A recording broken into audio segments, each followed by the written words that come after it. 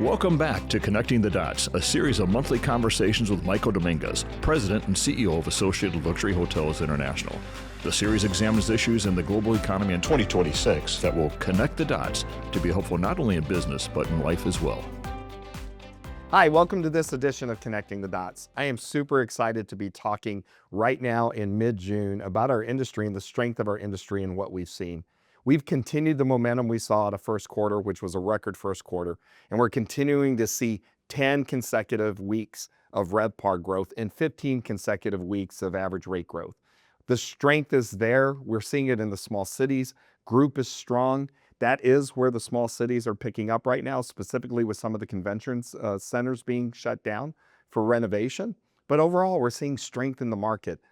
It's interesting because as I continue to present in the industry, the one thing I keep mentioning to people is we're walking around with a little bit of a malaise, and things are actually really pretty good right now.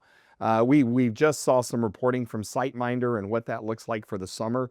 The summer right now on the books is exceeding expectations.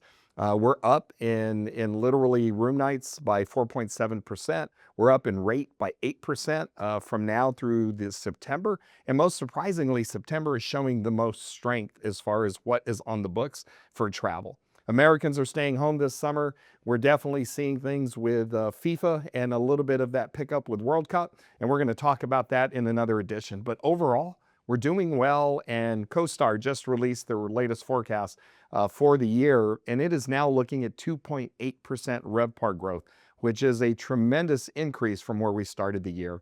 We should be feeling good. Doesn't mean we don't have headwinds, but overall, things are good for our industry.